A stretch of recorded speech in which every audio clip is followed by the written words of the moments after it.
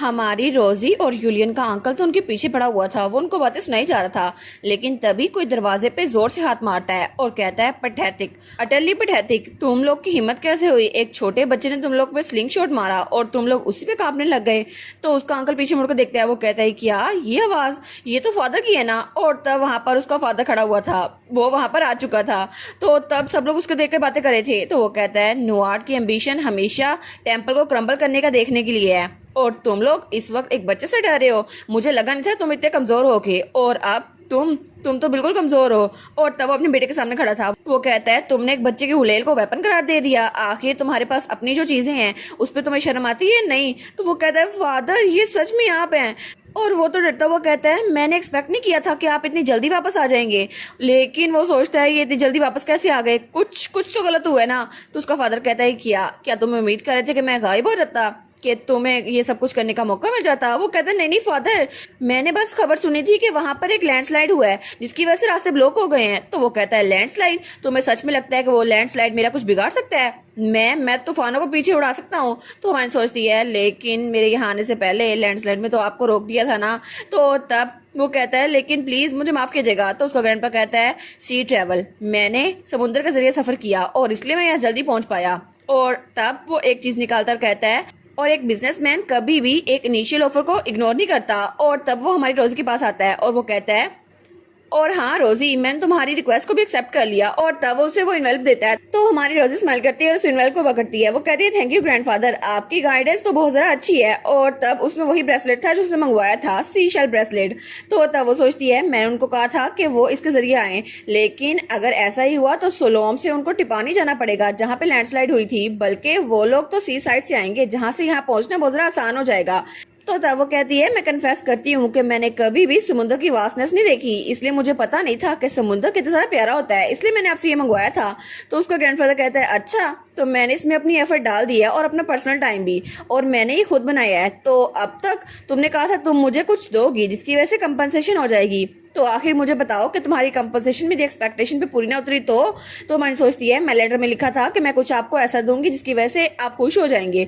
तो वो सोचती है, एज एंटिसिपेटेड, ग्रैंडफादर का इंटरेस्ट तो बहुत ज़्यादा बुलंद है। और तब वो सोचती है, पूरे एम्पायर में टेम्पल का इन्फ्लुएंस सबसे ज्यादा है, और उसमें तो एम्पीरियल फैमिली भी कुछ नहीं कर सकती, और ना ही वो 4 ड्यूकल हाउसेस उनको डिफाई कर सकते हैं। लेकिन काउंट नुआर्ट, जो कि मेरे ग्रैंडफादर हैं, उनके पास ये पावर है कि वो खुल्लम खुल्ला टेम्पल को चैलेंज करते हैं, इसलिए हर कोई उनके पीछे पड़ा हुआ है। तो तब हमारी हीरोइन कहती है, कुछ दिनों पहले मैंने ड्यूक ऑफ डेफरेंडेल के बेटे के साथ एंगेजमेंट के लिए वहाँ लेटर भेजा है, तो मुझे लगता है आपके लिए बहुत ज़्यादा फायदेमंद होगा कि हाउस नुआर्ट उनके साथ मिल जाए, ये तो आपके लिए बहुत ज़्यादा फायदेमंद होगा। और वो सोचती है, मैं उनके साथ नेविगेट करूंगी ताकि मैं अपनी सिचुएशन को अच्छे से वाजा कर सकूं। तो उसका ग्रैंडफादर कहता है, क्या एक मैरिज अलायंस? तो तब चिल्ला कहता है, क्या तुमने कहा एक मैरिज अलायंस? लेकिन तुम ऐसा कैसे कर सकती हो? और तुम्हें सच में लगता है कि पॉलिटिक्स के लिए मैं अपनी ग्रैंड चाइल्ड को वहां पे धकेल दूंगा? तुमने मुझे समझ के रखा है। और अगर अभी यूलियन की याददाश्त वापस आ गई ना तो बहुत ज्यादा गुस्सा होगा, और तुम्हारा भाई तुम्हें बहुत ज्यादा चेरिश करता है, और तुमने अपने आप को ऐसे ही कहीं भेज दिया। तो हमारा हीरो सोचता है, क्या याददाश्त मेरी कही और दिमाग इनका खराब हो रहा है? तो तब हमारी हीरो सोचती है, मैंने कभी इमेजिन नहीं किया था कि इतना ज्यादा गुस्सा होंगे, लेकिन चलो अच्छा है, ये सब कुछ अभी खत्म नहीं हुआ। तो वो कहती है, अगर मेरी ऑफरिंग आपको डिस्प्लीज कर रही है तो मुझे इसका अल्टरनेटिव फॉर्म देने दे। तो वो कहता है, क्या एक और पेमेंट? तुमने कहा एक और पेमेंट? तो वो सोचती है, हाँ बिल्कुल, मुझे एक और पेमेंट देनी होगी। तो वो कहती है, ग्रैंडफादर, आपको मेरा लेटर मिला और आपने अपना रास्ता बदल लिया है ना, तो इसकी वजह से लैंडस्लाइड से आप बच गए और आपका टाइम भी जाया नहीं हुआ। और आपने अभी खुद बताया कि आपने अपना टाइम जाया किया है मेरे लिए ये ब्रेसलेट बनाने के लिए, तो मुझे लगता है कि आपका टाइम भी बच गया यहाँ पर आने के लिए, और आप यहाँ पर सेफ एंड साउंड पहुंच गए हैं। तो तब वो सोचती है, अब कोई भी नेचर को देख नहीं सकता, लेकिन अब वो लैंडस्लाइड से बच गए हैं तो शायद वो अपने गुस्से को थोड़ा दबा सकें। तो तब वो सोचती है, मे बी अगर मैं सक्सेसफुल हो गई तो ग्रैंडफादर की नजर में मेरी अहमियत बढ़ जाएगी। तो तभी उसका ग्रैंडफादर वो कहता है, अच्छा तो तुम ये सोच रही थी? और तब वो बहुत ज्यादा खिल के हंसता है। वो कहता है, तुम तो बहुत ही ज्यादा जीनियस हो। तो उसका अंकल कहता है, क्या फादर हंस रहे हैं? लेकिन पहली बार मैंने उनको हंसते हुए देखा है। तो तब उसका ग्रैंडफादर कहता है, अच्छा तो इस सारे वक्त में यूलियन तुम्हें छुपा के रख रहा था तुम्हारी इंटेलिजेंस को, है ना? तो माइन कहती है, क्या? तो यूलियन कहता है, क्या मैं? तो तभी उसका अंकल वहां से आता है। वो कहता है लेकिन फादर, इस बच्ची ने 137 बिलियन गोल्ड कॉइन माना स्टोन में इन्वेस्ट कर दिए हैं, हालांकि ये सब कुछ बिल्कुल बेकार है, वो जाया हो गए हैं, आप उसको ऐसा कैसे करने दे सकते हैं। तो वो कहता है 137 बिलियन गोल्ड कॉइन, रोजी के पास इतनी सारी रकम नहीं हो सकती, तो ये यूलियन की इनहेरिटेंस होगी, है ना। तो वो कहता है जी बिल्कुल, लेकिन ये फैमिली फंड थे, उसको ये ऐसे उड़ा नहीं सकती। तो पीछे से हमारी हीरोइन का कजन आता है। वो कहता है ग्रैंडफादर कैलिबियन, प्लीज रीजनेबल होइएगा, आपको पता है ना कि रोजी वो टेम्पल से है ना, तो उसके पास होली पावर थोड़ी सी है, आप इस बात को भूल नहीं सकते। और आखिर अब उस पर यकीन कैसे कर सकते हैं, वो टेम्पल से ताल्लुक रखती है और उसने ये जानबूझ के किया है ताकि हमारी दौलत जाया हो जाए। और वो तो चिल्लाई जा रहा था। वो कहता है ये सारी गलती यूलियन की है, उसने अपनी बहन को ये सारी रकम कैसे दे दी, आपका ग्रैंडसन तो बिल्कुल नकारा है। तो यूलियन कहता है क्या मैं नकारा हूँ। तो वो कहता है बिल्कुल, यूलियन ने हम पे हमला भी किया था, जरा देखे सही ये क्यूब, उसने ये मारा था मेरे डैड को। तो तब यूलियन कहता है क्या इसको ये कहना था अभी, इस छोटे से क्यूब से ये डर गया है। तो तब वो खड़ा होने लगता है। वो कहता है तुम्हारी हिम्मत कैसे हुई, तुम्हें लगता है मैं कुछ और नहीं मार सकता, जरा इधर आकर देखो, मैं तुम्हें बताऊंगा मैं क्या क्या कर सकता हूँ। तो हमारी सोचती है ओह नो, आखिर मेरे भाई का अटैक करना इनको इतना सारा बुरा क्यों लग रहा है। लेकिन तब वो देखती है तो वो लोग यूलियन पे इल्जाम लगाए जा रहे थे। तो हमारी सोचती है यूलियन को अभी तक ये सब कुछ झेलना पड़ा है ना, मेरे यहाँ आने से पहले यूलियन वो तो इस एटमॉस्फेयर में सफर करता होगा, क्योंकि शायद इसी वजह से उसने मुझे एनेक्स में कैद करके रखा ताकि मैं ऐसे लोग के सामने ना आऊँ। और अभी तक ये इन लोगों से घिरा हुआ था जो कि बहुत ज्यादा चालाक हैं, और आखिर में 19 साल की उम्र में वो ऐसे कैसे रह सकता होगा, वो तो तभी छोटा था ना। और मैं सोच सकती हूँ कि अभी मेरी आंट उसके साथ क्या कर रही होती, और वो उसके मुंह पर थप्पड़ मारी होती, और मेरे अंकल ने उसके सर पे ड्रिंक गिराई होगी। ऑफ कोर्स वो ऐसा कर सकते हैं, लेकिन यूलियन उसको ये सब कुछ झेलना पड़ा ताकि वो यहाँ का वारिस बन सके, और उसने अपने आप को साबित कर दिखाया। तो तब वो कहती है ठीक है, अब मैं बिल्कुल भी फ्लैटर नहीं करूंगी, अब मुझे सब कुछ करना होगा ताकि मेरा भाई सेफ रह सके। तो तब वो कहती है मैं कसम खाती हूँ कि मेरा टेम्पल के साथ कोई ताल्लुक नहीं है, और अगर आपको यकीन नहीं आता तो आप ट्रुथ खुद देख सकती हैं। तो वो सोचती है फोकस रोजी, तुम्हें अपने आप को खुद शील्ड करना होगा। तो तभी वो कहती है रोस्टन, और तब उसकी तरफ हाथ बढ़ाती है और कहती है ठीक है, मैं अब इसको इस्तेमाल करूंगी।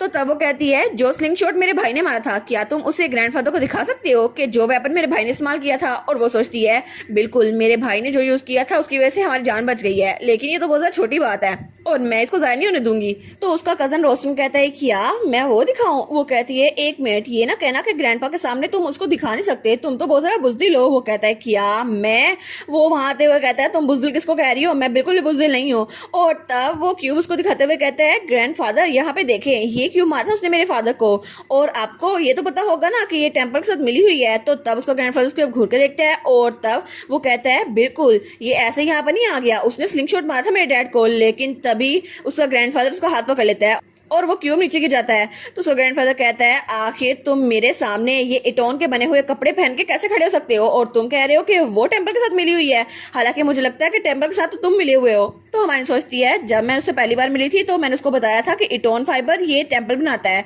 लेकिन ये बहुत ज्यादा एक्सपेंसिव है और शायद इसी वजह से वो इसको पहने हुए है, हालांकि वो बिल्कुल बेवकूफ है। और मैंने उसको कितनी बार वार्न किया था ये कपड़े ना पहने, लेकिन फिर भी वो ग्रैंडफादर के सामने ये पहन के आ गया, और वो तो नीचे झुका हुआ था, उसका ग्रैंडफादर उसको डांट रहा था। और वो सोचती है इसलिए मैंने उसको कहा था ये कपड़े ना पहने, लेकिन फिर भी जैसे ही मैंने उसको उकसाया वो ये भूल गया उसने इटोन फाइबर पहना हुआ है, और वो ग्रैंडफादर के सामने चला गया। लेकिन एक बात याद रखना रोस्टन, अब मैं कभी भी किसी को अपने साथ पंगा नहीं लेने दूंगी, तुम इस बात को भूल नहीं सकते।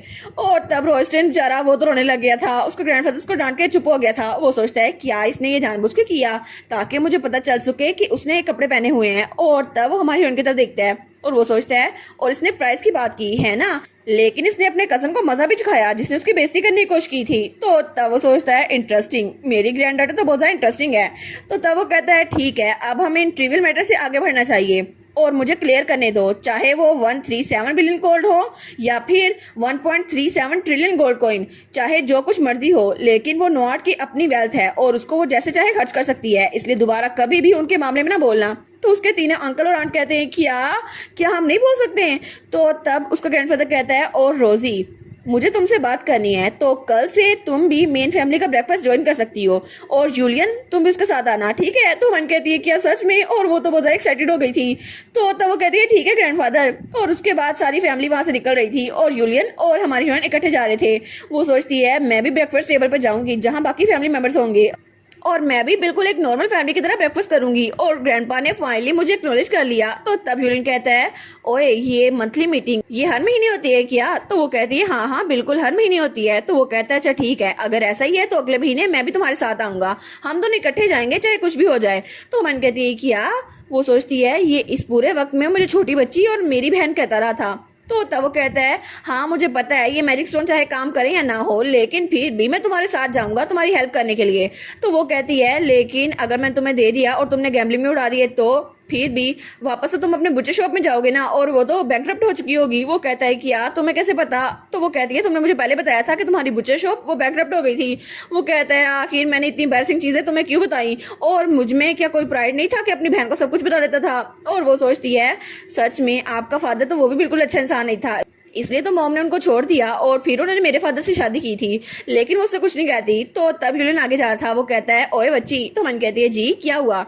तो वो कहता है वेल मुझे ये नहीं पता हैप्पी फैमिली किस तरह होती है, लेकिन हम दोनों एक ही कश्ती में सवार हैं, तो चलो हम लोग इकट्ठे रहते हैं क्योंकि हम लोगों में से फैमिली के लिए किसी के पास भी लक नहीं है। तो मैंने सोचती है क्या? क्योंकि ये वही बातें थी जो उसने पहले की थी जब वो गार्डन में थे। तो मैंने सोचती है क्या इसको ये बात याद है? तो वो कहता है हाँ हाँ बाकी लोग की तरह नहीं जो एक दूसरे के साथ सिर्फ दिखावे के लिए हैं, मैं चाहता हूँ कि हम लोग एक रियल फैमिली बन के रहे जो एक दूसरे को प्रोटेक्ट कर सके। और तब वो सोचती है यही बातें सेम टू सेम यही बातें यूलियन ने पहले की थी, उसको ये याद देना चाहिए था, लेकिन क्यों? और तब तो वो बहुत ज़्यादा कंफ्यूज हो गई थी। वो सोचती है अभी मैं सोच रही हूँ तो मेरे भाई की साइड वो बिल्कुल भी नहीं बदली, वो अभी भी मेरे लिए केयर करता है और मेरी साइड पे खड़ा रहता है।